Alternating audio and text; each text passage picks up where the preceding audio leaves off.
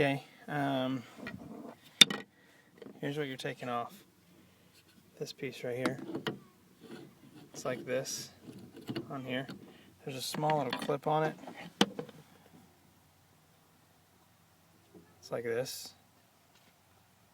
And then once you get that off, there's a little cover right here. You pop it off, take this screw out, and you'll be able to just pull this whole section off. What I do to get the clip off is very simple. I take a fork and just get behind that and push down, and it'll pop the clip off. You just push down behind the handle on there, and then it'll clip off. So next, just pull this off, and you have it all open up. Okay, after you pull that off, and it just pops back, you just pull back, and you'll pull the little clips off. There's a lock piece right here. There's 2 screws on it, so just unscrew it, and it just pulls right out. So you get that removed. As you can see, the top of the actuator right there. So it's back there. So next, you just got to pull this off. Be careful, because you want to get it back on there when you're done. You're just going to have to pull this back. Like so. And this got one little top piece that clips it in, so you can clip that back in. So there, now you can see the actuator right there. That's what we're going to replace. The problem is with this, you've got to take this whole piece out. So you've got to unscrew it and then work its way out and get it out of there, because it's screwed in by the back. So that seems to cause a lot of people problems, but it is screwed in by the back. So you've got to get this whole piece out. So you've got to remove a number of these screws. These 2 you can just loosen, because what we're going to do is take these out and then just slide it up and then work its way out. And then these 2 you can just disconnect. They just kind of pop out. So I'll show you how to do it in just a second. Okay, I've loosened these two bolts up here, because you're just going to slide up and that'll take it out. I've removed the other ones that were around it,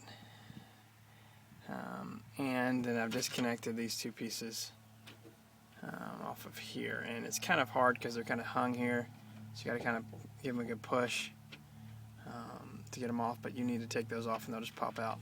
The hard part here is this piece right here. You need to get that out. This is a plastic piece, so you got to be careful, but you need to get that to unhook from there. So it's just gonna, this metal piece is gonna push out. Then you can pull this whole thing out, then unscrew the actuator by flipping it around. So I'll do that next. Okay, I just wanted to show this to you because this was the hardest part for me in this whole process.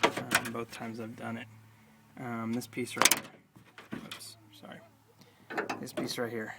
It comes out of this, and you've got to force it because it just pops in there, and you feel like you're going to break it.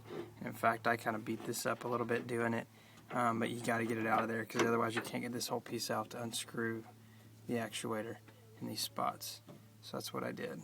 So next I'm going to take it out and screw it, and just work its way out of here. You just got to kind of maneuver it around. So